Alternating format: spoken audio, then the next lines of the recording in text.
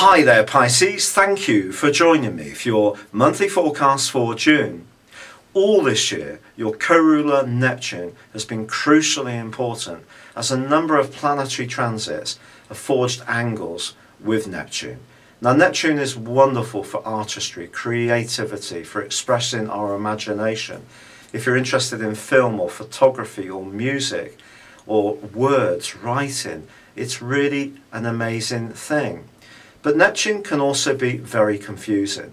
And at the start of this month, it feeds into a full moon, which occurs in the part of your horoscope to do with your work and the way that you're perceived by people in positions of influence.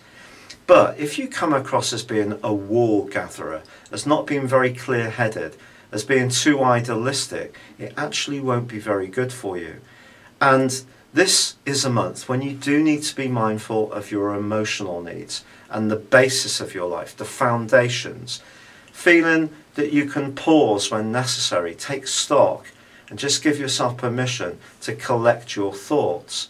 But with Mars in this sector along with the Sun, Mars is a very impatient influence, and it could make you a little bit defensive. So if someone doesn't understand where you're coming from because of the tangle that Neptune can cause, then Mars can see you rather hasty in terms of your reaction. And with Mercury, the planet of communication, also twisting backwards for the first 11 days in this very tender part of your scope, along with Mars and the Sun, your comprehension, your emotional comprehension, may be a little bit out of kilter in the early days of this month.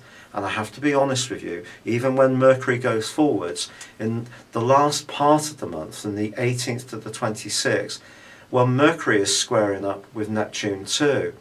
And that points towards some kind of confusion about where you live, how you live with and whom. Or if you're trying to talk emotional issues over, you may be unclear about what you really want, may delude yourself even a little bit about your true needs. And so therefore it's important to try to stay as logical as possible this month and not be too hasty, especially when it comes to any tender or emotional issue. Anything around the family, things need to be talked over very, very cautiously.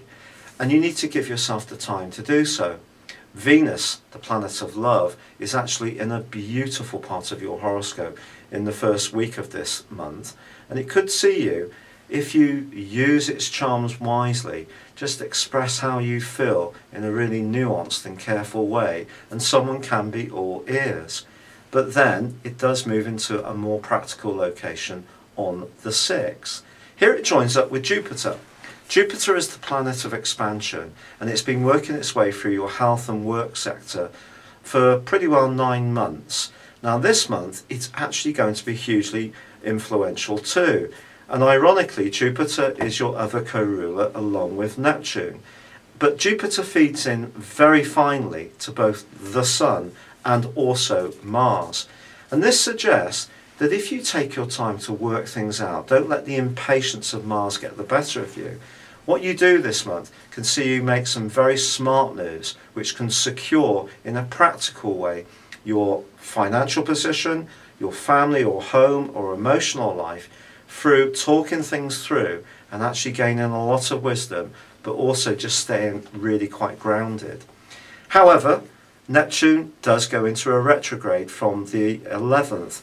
Neptune is going to be going backwards for 5.5 months, and Saturn, the planet of structure, is twisting backwards for the first 2 weeks of this month in your sector of career.